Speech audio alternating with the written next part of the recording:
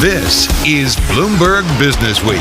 Insight from the reporters and editors who bring you America's most trusted business magazine, plus global business, finance, and tech news. The Bloomberg Businessweek podcast with Carol Massar and Tim Stenovec from Bloomberg Radio.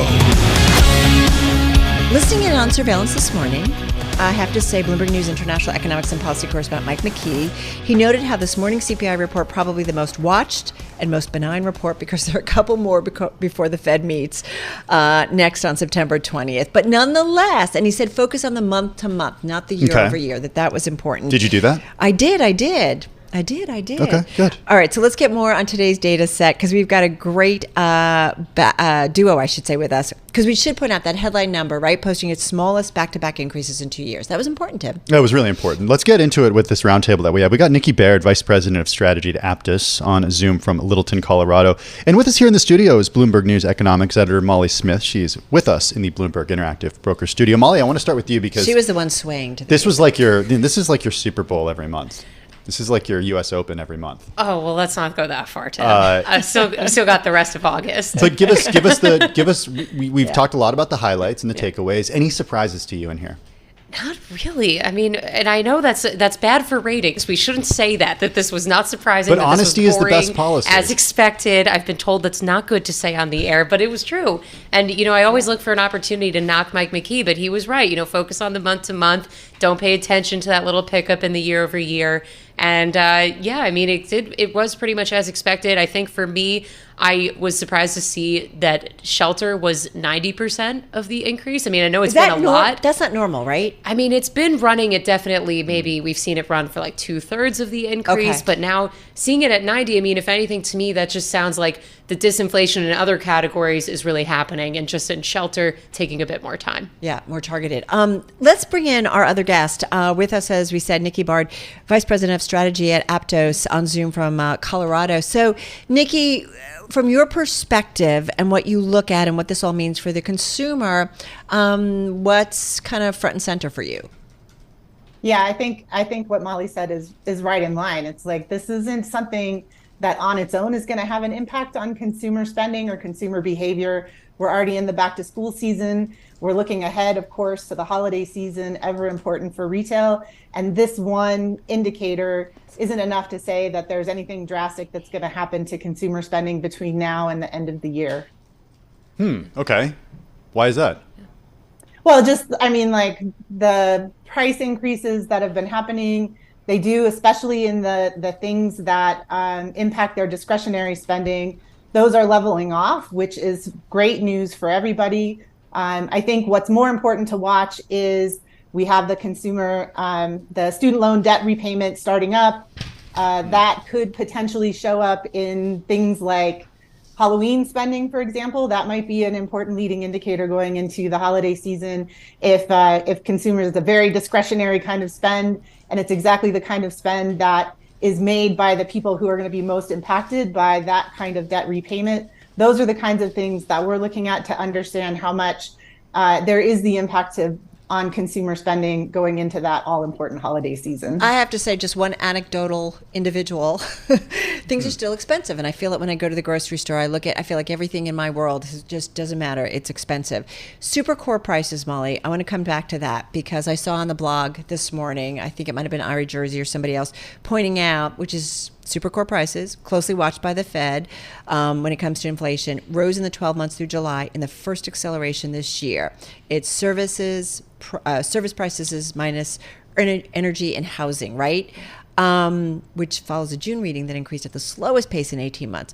So it sounds a little erratic, down and then up. So do you disregard it or how do you see that? I mean, I think that's kind of the overall story of the inflation as a whole, right? That like we've all known that like the path down to 2% is going to be long and it's going to be bumpy. So I would put this in that same camp, and like the increase in June, that was the smallest in 18 months. Is that what you said? Yeah. So that was 4%. This month was 4.1. So kind of like, okay, like not really splitting hairs. Yeah. It's kind of like the same with the headline, being up, 3.2 this month. It was up 3% last month. And a lot of that due to base effects conversation. But there is something to the effect that as we get closer to that 2%, right, it's tougher in terms of bringing the inflation down? Yeah, and it's going to be in those super core services, ex-housing categories that are the most concerning. Those are the ones that are the stickiest price pressures. And, a lot of the disinflation we've had so far has been kind of the unwinding of the pandemic inflation pressures that we had. It's been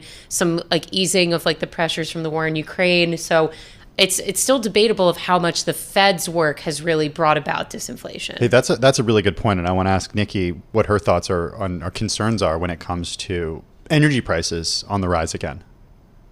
Yeah, I mean, again, from a consumer spending perspective, anything that eats up that discretionary budget is going to be the things that really drive whether or not consumers spend. I think, what we've seen up till now is that consumers have been willing to accumulate debt in order to keep and maintain their spending levels. And I think it's a great point, they're spending just as much, but net wise, they're actually buying less because their purchase power just doesn't go as far with all these sustained high prices. But I think that, that idea of being able to continue to finance some of this consumer spending with some of the debt that consumers have been using before, that's starting to come to an end. Energy prices, and again, the interest rate on that credit card debt, all of that stuff is going to come into play much more in terms of where consumers can go and how they can continue to impact and support the economy. Following up on that, Nikki, we actually had the CEO of VantageScore in here today. They're a provider of credit scores to millions of Americans. And he was making a lot of similar points that you were just saying. And something that he's actually said on Bloomberg TV before is that the resumption of student loan payments, get this, is going to have a bigger impact on Americans than a Fed rate increase will. So a 125 basis point increase has less of an effect than the resumption of payments. Yeah. I mean, that makes sense because if you think about what the average student loan payment it's out of your pocket, right? Right. Exactly. So if you're not spending that money, if you don't have that money anymore because it's going to student loan payments, then it's not going to goods and services. Yeah. I mean, Nikki, what do you think about that? You think he's on it with the terms of the comparison there? Yeah, I totally agree. I mean, I think the basis points rates, those increases take a little bit of time before they actually filter down to the consumer, right? It's not like today it was this and the Fed raises it and then the very next day that's impacting the rate that consumers are paying. It takes a little while for that to flow through. But that loan repayment, that's immediate budget hit. It doesn't matter what the interest rate is. It's a repayment on something that you were able to take off the table in terms of budget before that now you have to put right back in. So if you combine adding that in and then you look at those other factors that can potentially impact consumer spending, like energy prices, like housing prices, the shelter inflation still is making up most of that increase. Those are things that are going to shrink the budget that consumers have for anything else. Nikki, you work with the retail industry, all different types. A lot of it is about technology, innovation. That's, your background, and you've covered this for a long time. I am curious though what you're hearing from your retail clients right now when it comes to the environment, hiring, consumer trends.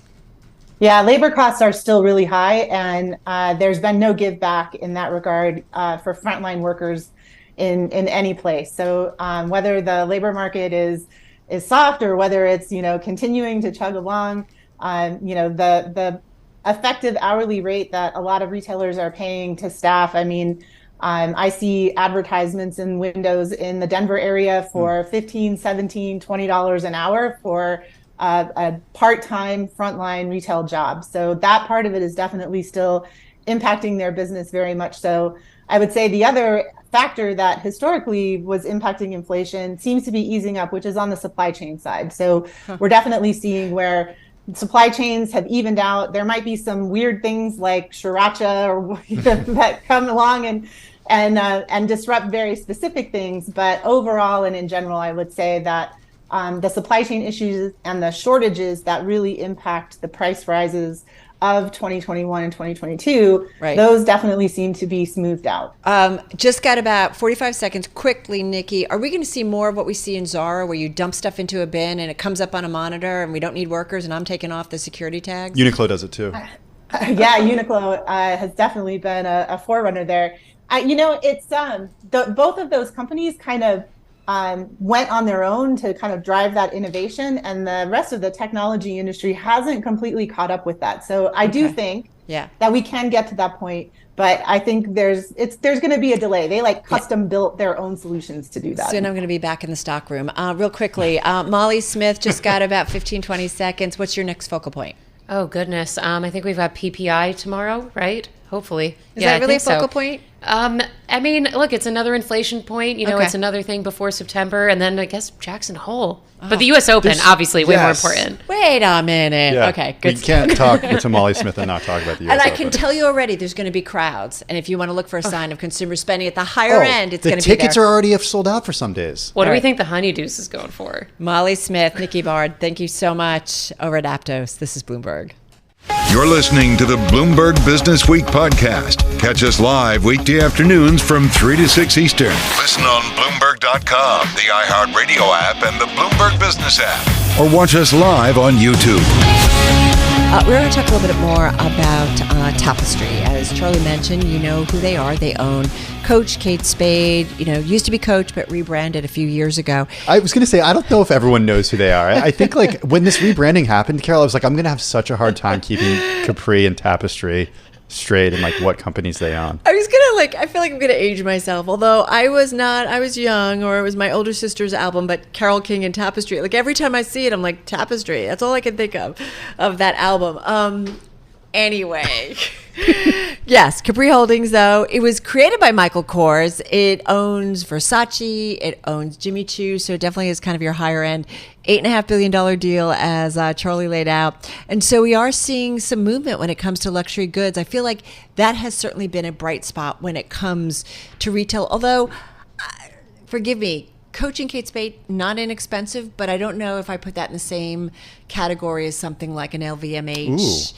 Well, I'm glad you brought them up, because that is the context here, right? Taking on the European rivals. And we got a great group to really talk us through it. Bloomberg News U.S. luxury, retail, and personal care industries reporter Jeannette Neumann joins us on the phone from New York City. And our Bloomberg intelligence team, Deborah Aitken, senior analyst who covers global luxury goods, home, beauty, and personal care. She joins us on the phone from London. Hey, Jeannette, I just want to start with you. Give us the context here, some of the deal terms, but also the context that you and the team wrote about on the consumer team earlier today.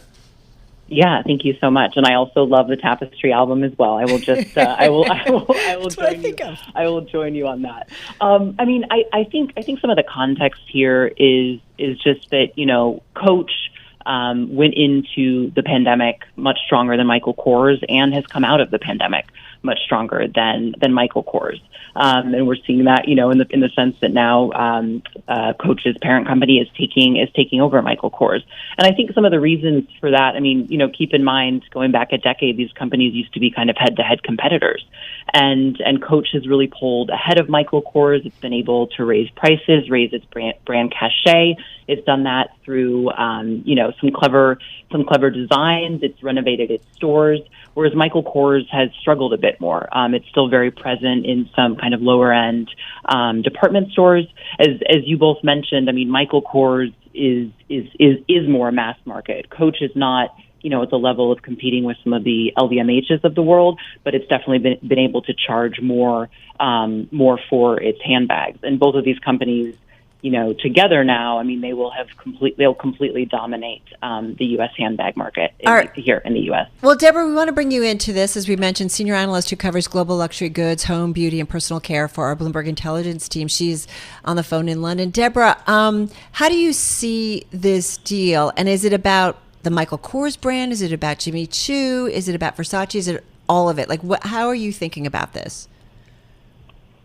Hi. So they all have their place, but when we think about Michael Kors, 70% of the business, the purchase price there, it's about really reinventing the Michael Kors brand. Management has been able to do. So I see that the US will be the big market and the fixed market in digital and in wholesale. But also, there's much more to do elsewhere, and I just feel that Michael Kors has lost its way. It really reinvented itself a few years ago, and then I felt it became too saturated in the marketplace, and there's more to do. And I feel that the the data composition and the way that digital works and the way that, if we think about the way that Tapestry works, that they depend less on wholesale accounts, which has really felt the pain in the US in the last few months, then that could be beneficial.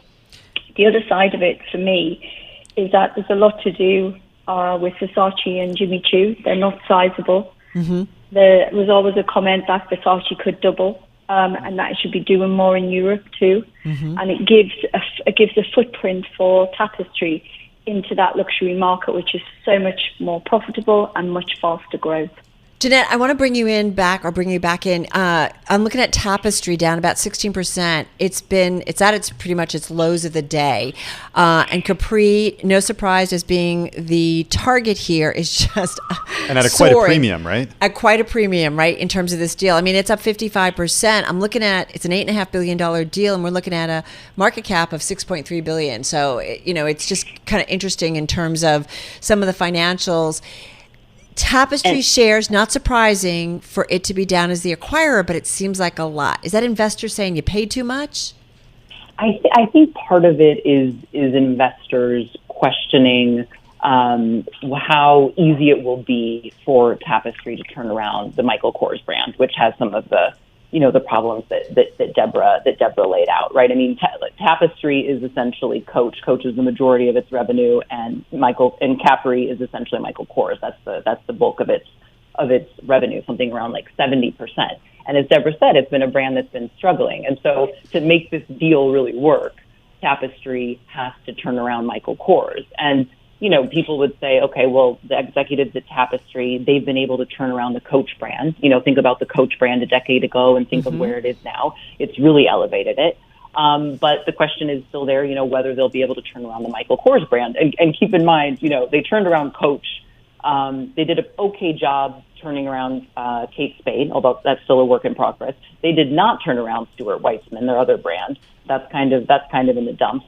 And now they're taking on 3 more brands. So the question is still there if they'll be able to kind of take this successful Coach playbook and apply it to Michael Kors. Well, they've obviously are juggling a lot of other new companies that they've acquired. Jeannette, any regulatory risk here? I think that's a question that's been raised, and we'll have to see. I mean, some of the data that we have from Global Data and Analyst at Global Data, these two companies combined will be the 4th largest luxury company in the world, with a market share of around 5.1%. In the Americas, they'll be the 2nd largest player behind LVMH. So that those numbers make people think that's not as much of a concern, but that is still a to be sure. Deborah, as an analyst who's covering this sector, and I do wonder, how much time do you think investors need to give Tapestry to be able to kind of figure out how they turn around the Kors brand, knowing maybe some of the problems? I have to say, I feel like I see Kors everywhere, and I feel like it's a little saturated. Maybe that's part of the problem. Yeah. Mm-hmm. Yeah. I would say this is a 2 to 3 year fix. I mean, it's not set to complete until calendar 24. So we probably see by maybe end of first quarter 24 that this deal completes through. And from there, we wait 2 years for 200 million of synergies to move through. We end up, I think, with maybe an adjusted EBITDA margin on the back of that. That's probably 150 basis points and gets it to mid-teens operating margin. But versus some of those peers, that still isn't enough.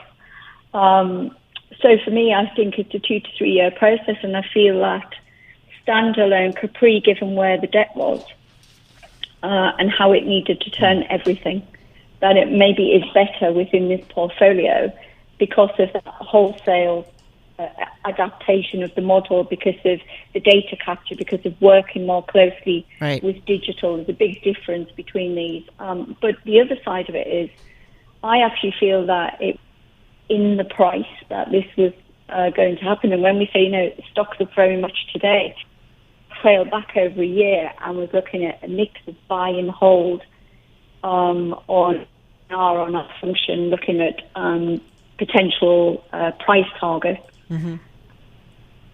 Just about above an add when we're looking at recommendation. Right. But that price target was $70. And I know that we've now, over 60% of the market was into the North American market, which has cooled down. But it's not for everyone. It's into the biggest. Yeah. Deborah Aitken of our Bloomberg Intelligence team and Jeannette Neumann, of course, of Bloomberg News, who both of them, of course, following this space. You're listening to the Bloomberg Businessweek podcast. Catch us live weekday afternoons from 3 to 6 Eastern on Bloomberg Radio, the Bloomberg Business app, and YouTube. You can also listen live on Amazon Alexa from our flagship New York station. Just say, Alexa, play Bloomberg 1130. Tim, got to say, went straight to the CDC website for the stats on this and found each year approximately 30,000 cases of Lyme disease are reported to the CDC by state health departments and the District of Columbia. However, this number doesn't reflect every case, and I guess they say it could be, if you use different estimates and methodology, I'll get it out, could be as much as almost 500,000 people may get Lyme disease every year in the U.S. Because the other issue, and we're going to talk about this for the next 10 minutes. Yeah. The other issue is that these cases don't necessarily all present symptoms in the same way. Exactly. There's no clear definition coming from medical professionals. All right, so let's get to it. Nicole Baumgarth is with us, professor of molecular microbiology and immunology at the Johns Hopkins Bloomberg School of Public Health, which, as you know, supported by Michael R. Bloomberg, founder of Bloomberg LP and Bloomberg Philanthropies. Nicole joining us on Zoom in Baltimore. Nicole, nice to have you here with us. Lyme disease summer, I think about it. I'm up in, if you're up in Connecticut or out in the woods, you know that this is something you need to think about it. Tell us, though, from your perspective, how bad really, I can talk about cases, but how bad is it? And as Tim said, it's not necessarily the same thing for everyone. And what does bad mean in terms of the impact it has on individuals? Yes, thank you for having me and for this topic. I think you're raising a very important point, which is that in most cases, individuals who get bitten by a tick and develop Lyme disease will go to their GP and get the necessary antibiotics and will recover fully. But a small subset of patients do not, and that could be because maybe their diagnosis was delayed. They may not have known that they had a tick bite. Or because of some genetic predisposition that we don't really fully understand, and they develop disease that can be very debilitating. It can lead to long-term consequences. So people talk about having brain fog, not being able to concentrate, developing neurological symptoms, and unable to function. And that really is life-changing for these individuals. Professor, I've talked to people who have had Lyme disease, and they tell me the resistance that they came up against in their diagnosis from the medical community about being diagnosed. And I'm wondering if you can speak to that at all, and if that's changed in recent years as we become more aware of it and more aware of the symptoms.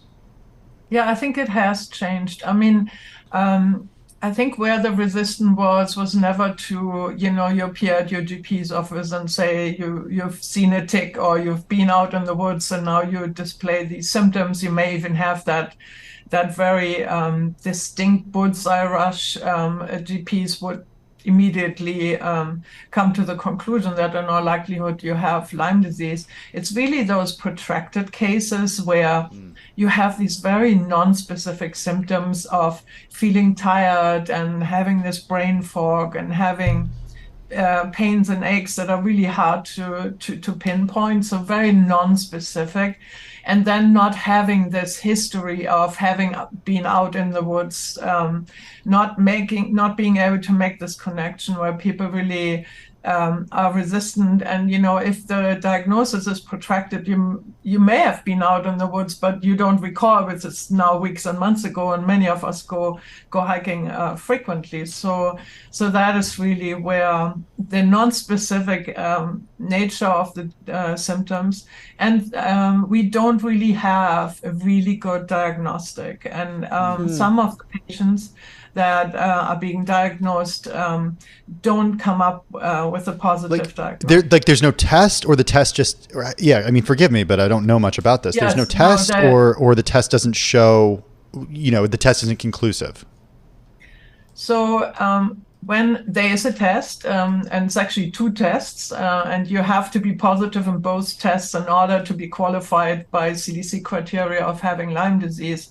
The problem comes when only one of the tests shows up positive, or the test doesn't show exactly, isn't positive for all the criteria. So it's not a very simple yes/no test like we're used to, like with the COVID test. It's a little more complicated. And so that is when the problem comes in. And that, again, goes back to patients maybe having had the infection but a long time ago. And so it's not so clear to diagnose them using this test. So a positive test is always clear, but when they're tested negative, you don't know whether it's really means you haven't had Lyme disease. Hey, one thing I'm curious, whether it's Lyme disease or something else, Nicole, are you thinking more and more about just the world's getting really populated and we are increasingly pushing animals out of their normal domains and just living closer and closer to them? Is this just kind of part of the problems, whether it's Lyme disease or other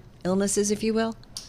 It clearly has to do with, climate change. Ticks are on the move. They're moving because it's warmer now in areas. They can move into areas that they previously didn't find hospitable for them.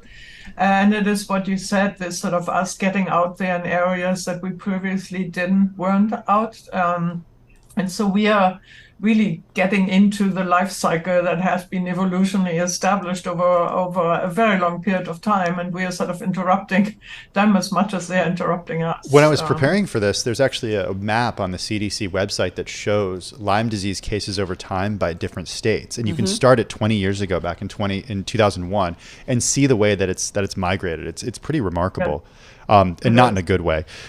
So, Professor, I'm wondering about vaccine here, because my understanding is that Pfizer's working on something and it's been delayed, but it's in stage 3 trials right now. What can you tell us about a vaccine for Lyme disease? I think it's absolutely doable. I heard the banter before I came on. Yes, we are giving it to our pets, right? Dogs can get a Lyme vaccine, horses can get a Lyme vaccine. And so I think it's absolutely doable to develop one. I'm very excited about the clinical trial. It has been delayed. There have been some problems, so I hope it will go forward and give us good results. The challenge with any vaccine is that because, we're getting now into the colder months, so the number of Lyme disease cases is going down. This is obviously a challenge for a vaccine to show efficacy, which is really, can we reduce the number of cases of Lyme disease in the population that got vaccinated? So it's a measure of how many people do we vaccinate, right? And then how many of them would normally get Lyme disease. So it's not a straightforward clinical trial, but I'm very hopeful that it will show hopefully efficacy. Because I have a really silly question, because I do think about my dogs and, flea and tick, and there's medicine we give. There used to be some chemicals on the back, and now it's a pill that's got like all these different things. I mean, if we can do it with pets, why is it kind of taken so long for us to maybe do something for humans? And if it's not safe for my pet, maybe I don't want to be giving it to my pet. I mean, we don't want to go into order, but I mean, there was a vaccine on the market, of course, over 20 years ago that was taken off the market, but it wasn't taken off the market because of low efficacy. There was an idea that it may cause side effects that we didn't want. But were those? My understanding is those were unfounded, and it came at a time where there was a lot of skepticism about vaccines. Absolutely correct. Yes, it turned out to be unfounded, but I think once you have that doubt that something may be done, you don't want to give something that's supposed to prevent a disease and cause a disease, right? So to err on the side of caution, I think, and really, to not have the headaches of people going after you for trying to give a vaccine. I think the company pulled it off the market, which I think overall is unfortunate, right? Right. We're seeing rise in cases. We need to really develop a vaccine. We have 30 seconds left. Just give us 3 tips on how to stay safe from ticks for the remainder of the summer. Yes, wear long-sleeved pants and shirts, and be a goof and put your trousers into your socks. And that's how I roll anyway. It does. check yourself after you arrive home for ticks and your loved ones as well, and maybe have a shower because some ticks you can, before they're fully attached, you might be able to shower them away. We feel like I hate those little guys. We feel like little monkeys at home because we're always checking each other. Yeah, you got to do that. And gosh, I've spent hours pulling ticks from my dog. Nicole Baumgarth, she is Molecular Microbiology and Immunology professor at Johns Hopkins Bloomberg School of Public Health. Thank you so much for joining us. This is Bloomberg Businessweek, inside from the reporters and editors who bring you America's most trusted business magazine, plus global business, finance, and tech news. The Bloomberg Businessweek podcast with Carol Massar and Tim Stenovec from Bloomberg Radio. Hayley Berg is back with us, lead economist at the travel app Hopper, and she joins us on Zoom from Boston. First of all, Hayley, we got that CPI print. We did see airline prices coming down. Talk to us about the environment right now and what's going on in terms of pricing. When we look at the domestic market, a lot of what we're seeing this year is being driven by increased capacity from airlines. We typically see a pretty tight relationship between fares and how many seats are available to book. Right now, we're above 2019 levels. There are more seats available to book on domestic airlines now than there were at this time in 2019.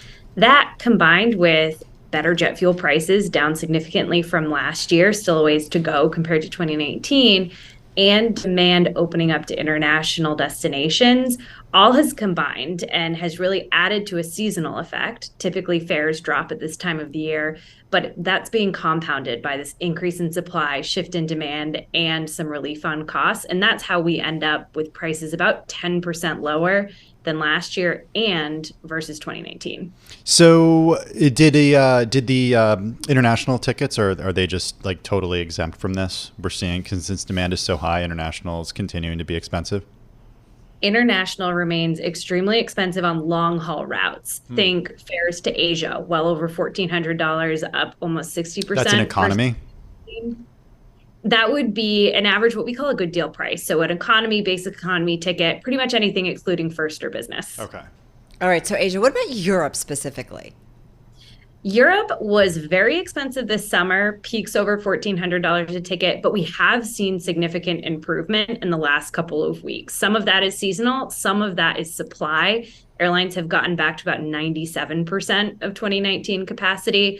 So we have seen demand shift back international. If it feels like everyone you know is in Italy, it's because they probably are. You're like the third person. You're like the third person to say that to me in 24 hours. You're so everybody's going. Like if you open up Instagram, apparently. Yeah. Where's the place to go? Sicily? Is it like because of the White Lotus?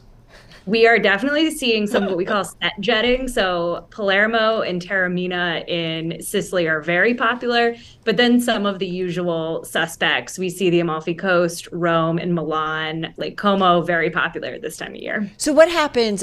Does it stay this way, or then once we start to get closer to holidays, we start to see an uptick? On the domestic front, we have a couple more weeks of these low fares. We're expecting them to bottom out this month, and then they'll start rising in late September, early October, when travelers are starting to plan those trips for Thanksgiving and Christmas. And we'll see them rise back to reach about pre-pandemic levels in December. We'll pretty much match where we were in 2019 and 2022 in December, about $280 a ticket if you're booking something at the end of the year. Okay, so when should we be booking for holidays? Not yet. It's too really? early. It's too early. Everyone is feeling trigger happy, but the sweet spot for booking your trips home for the holidays is actually from about September 14th to October 14th. So that 4-week window at the end of September and early October. Fares for trips home for the holidays, they start incredibly high in the summer. You'd be paying about 20% more than previous years if you booked right now. But if you wait, they're going to come down during that sweet spot. That's really when you want to book. So you're saying if I've got a kid to bring back home overseas because of college overseas, I got to book that ticket pretty soon. Yes. International fares for the holidays, you'll want to book between now and probably the end of September. So you've got a couple weeks, maybe 2 months. You got to tell her now or else she won't do it. It's a nonstop ticket on a popular route and you see a good deal, definitely go for it. You know what's funny though? The kids haven't even left yet for their trip. Well, that's what I was saying. She's here right now. Yeah. What about hotels and, I don't know, cruises? What are some of the other things that you're seeing when it comes to travel and costs? Hotels are still pretty expensive. Prices are about 10-11% higher than this time last year, about $180 a night for a US hotel. But something to keep in mind is travel behavior. We are definitely travelers now who are planning a little bit more last minute when it comes to flights. That's actually a good thing for hotel booking. Booking hotels at the last minute, as long as it's not a major resort that sells out early, can actually save you about 25% off of peak prices because most people plan ahead. If you're booking the last couple of days before check-in, hotels drop prices. You can actually save a significant amount if you're a procrastinator. I want to go back to the fuel costs and to what extent fuel costs have to do with high ticket prices. Do you know, Hayley, what portion of an airline ticket is accounted for in fuel costs? Or I should say, what portion of a ticket, is made up of fuel costs? It varies by airline depending on, their operational expenses in general, but also whether they're hedged. But traditionally, we've seen somewhere between 15 and 30% of operational expenses coming from fuel. It also differs by domestic and international. Those long haul routes are less efficient with fuel. But typically, if we see a 10% increase in jet fuel prices, for example, we might expect about 3% of that to be passed on to 3% of that 10% passed on to consumers. Hayley, just got 30 seconds. Any signs of recession in the data and what you are seeing in the trends that you are seeing? We have been looking for it for maybe 18 months now, and I can say we still have not seen weakness in demand, in spending, in what we hear from our users on the Hopper app. On the whole, we're spending more than we have historically. We're taking more trips. And we're also seeing that in the data, what our bookers are actually doing. So seem to see strength in travel continuing. I'm just going to say, we have to go, but I'm just going to get on a little rant here. The airports are too crowded. They are. They're gross. Yeah. Being on an airplane is no fun unless you're at the front of the plane. It's miserable, and yet we pay through the nose for it. You are a crank, man. It is like, when traveling with kids, it's like, it is hard. It's very difficult. You expect me to change a diaper here? And then when kids gonna get dirty. The little one cries in there. Everybody's like, "Hey!" I don't care. I know you. They're fine. Hayley Berg, lead economist over at Hopper. Thank you so much. This is Bloomberg. I'm driving in my car. I turn on the radio. How about you let me drive? Oh, no. Who's gonna drive you home? Honey, please, I'll do the driving. Drive on. Excuse me, I want to drive. You drive me crazy. It's the question that drives us. This is the Drive to the Close That funky music will drive us till the dawn. on Bloomberg Radio. All right, TikTok, everybody. Just about 17 and a half minutes left in today's trading session. Carol Massar along with Tim Stenovec live in our Bloomberg Interactive Brokers studio on YouTube and Bloomberg Originals. And I think Romain said it really well in terms of the bouncing around that we are seeing. Certainly on the equity trade, I feel like that's been going on throughout the week, Tim. But you got yields. They're kind of high. It's kind of wild today, Carol. Or higher, I should say. You look at the NASDAQ, for example, and it was up as much as 0.7%. Mm-hmm. Yeah, earlier today. Yeah. Down. Now down. Yeah, down, right? Yeah, kind of flat. I know. I think we're going to live from data point to data point, and we're also going to wait until kind of the next Fed meeting. I feel like that's going to be our life for a little bit. But let's see what Aaron Kennon says. He's much smarter than me, that's for sure, and is in it.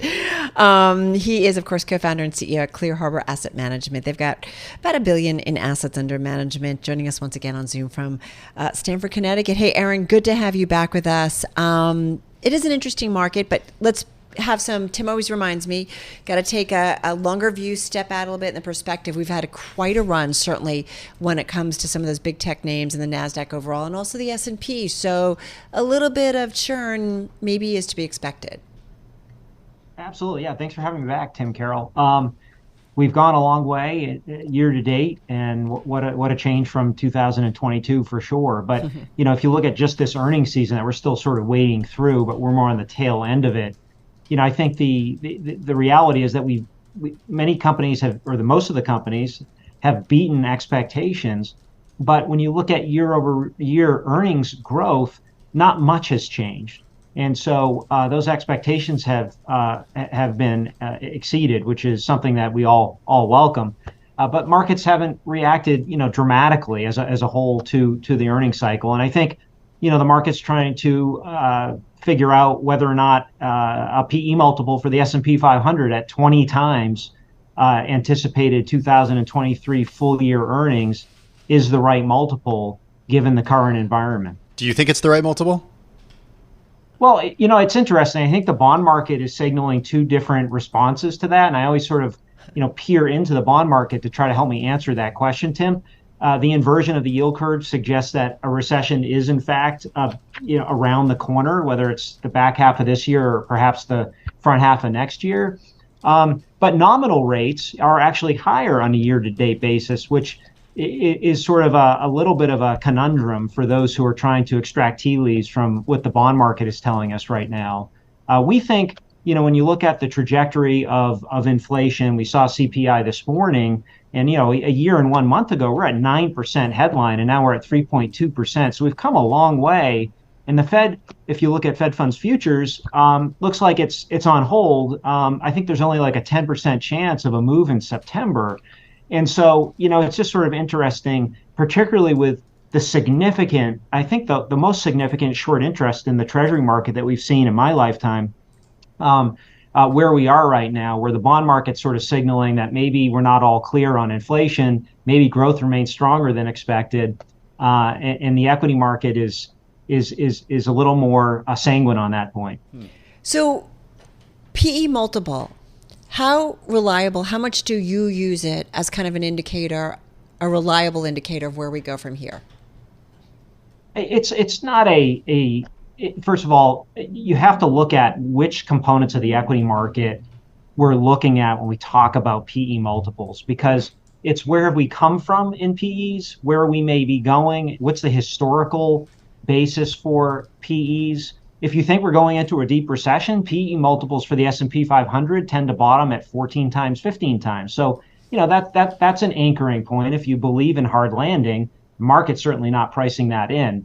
You also have to think about PE multiples within sectors. You look at Europe, you look at, a heavily industrial banking focused part of the equity market. Well, naturally, PE multiples, because it's a lower growth segment of the market and the economy, are going to be lower. So it's not healthy for one to sort of look through the S&P at 20 times and compare it to the European market that has far less technology and therefore growth exposure.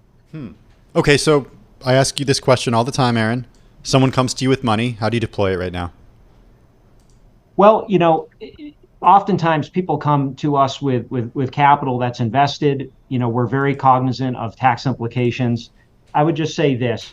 Based on where we think inflation is moving, we are incrementally more bullish on taking a bit more duration risk in fixed income here. In other words, extending out into fixed income, owning high-grade fixed income. That means to us treasuries, mortgage-backed securities, and maybe even some investment-grade credit exposure. On the equity side, we still believe in diversification. We think there are opportunities across multiple sectors.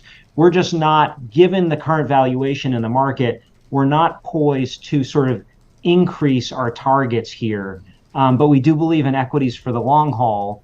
And that's a philosophy that we've always embraced here at Clear Harbor. Hey, on the treasuries or the fixed income side, what kind of duration? You said you're willing to go out a little bit. How far out? Yeah. Well, if you look at the Bloomberg Aggregate Bond Index, which is the primary benchmark of the fixed income market, it has an average weighted maturity of about 8.5 years, maybe a little more than that. And of course, it seems like Mr. Market in fixed income is hugging the front end of the market right now because Treasury bills are well over 5%. And the yield to maturity of the Bloomberg Aggregate is only about 4.9%. But if you think the Fed is sort of done or about done, we think this is a good time to at least nudge your average maturity and duration further out the curve. So it depends on the client, depends on what the objectives are, but just moving it out. If your average maturity is now 1 year, maybe you can move it out to 2 or 3. If you can move it out to 8.5 and you're at 2 now, maybe you move it out to 4 or 5. So it's making those sort of incremental shifts right now. given the sort of risk reward that we see in the market. Right, which maybe explains too where I think, was it the 30-year today? The Treasury auction didn't go as well as I think some of the auctions earlier in the week, maybe some of that longer duration. Aaron, thank you so much. We got to run. Be well. Aaron Kennon, co-founder, CEO at Clear Harbor Asset Management, over $1 billion in assets under management, joining us on Zoom from Stamford, Connecticut.